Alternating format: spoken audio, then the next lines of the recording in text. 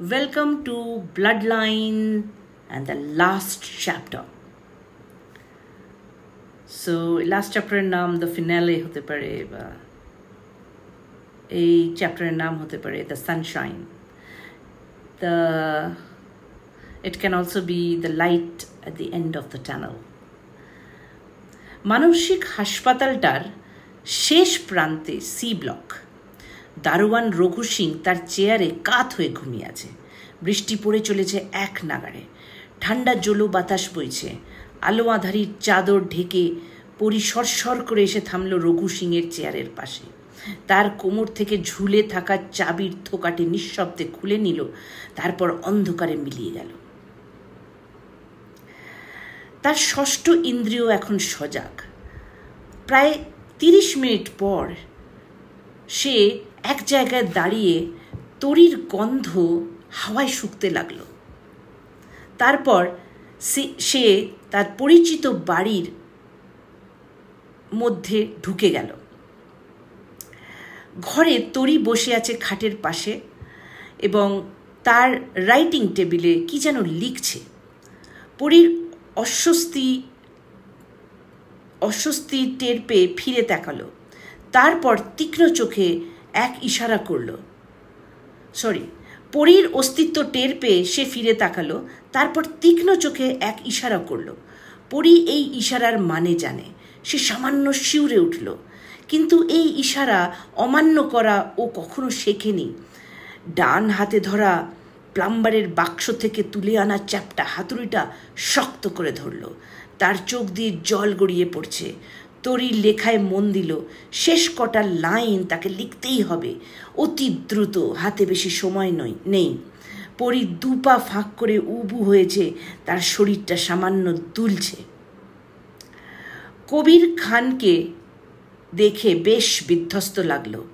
তরির মৃত্যু সংবাদ দিতে এসছে অনামিক চৌধুরীকে। দুজনেই চুপচাপ বসে আছে। হঠাৎ কবির খান তার পকেট থেকে একটা চিঠি বের করে অনামিক চৌধুরীর দিকে এগিয়ে দিল।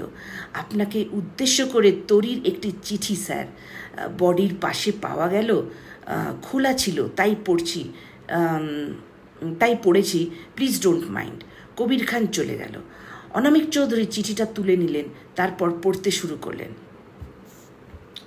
অনামিক বাবু, হঠাৎ করে একটা কথা মনে পড়ল। স্কুলে আমার এক হিস্ট্রি টিচার ছিল। সে কেন জানি না আমাকে খুব অপছন্দ করত। কারণে অকারণে মা তুলে কথা বলতো। আমার মনে হয় তিনি আমার মায়ের পাস্টটা জানতেন।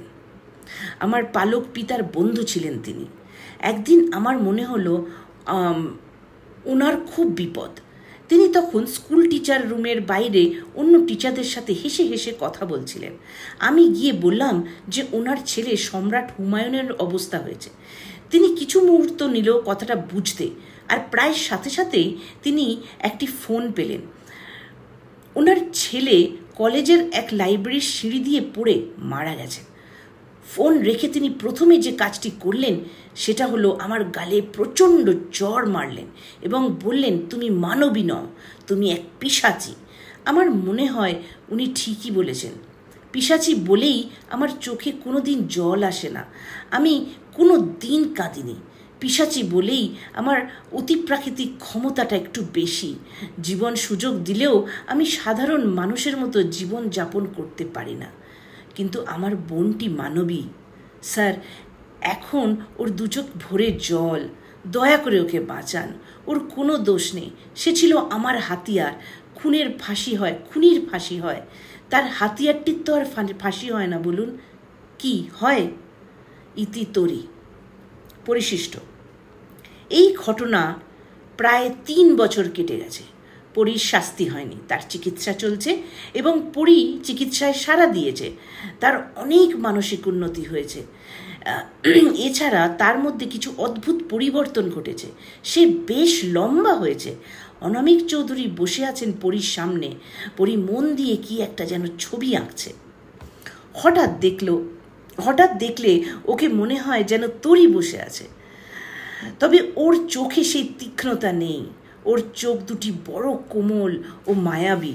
বড় ভালো লাগে ওই চোখের দিকে তাকাতে। অনামিক চৌধুরী কোমল গলায় ডাকলেন, পড়ি।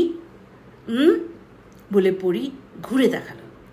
And that's the end of the story Bloodline. I enjoyed writing this, tremendously enjoyed writing this.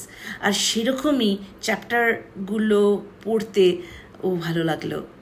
আপনারা প্লিজ বলবেন কেমন লাগলো। এই পুরো চ্যাপ্টারগুলোকে একটা প্লেলিস্ট বানিয়েছি, ধৈর্য ধরে শুনুন, ভালো লাগবে। Good bye.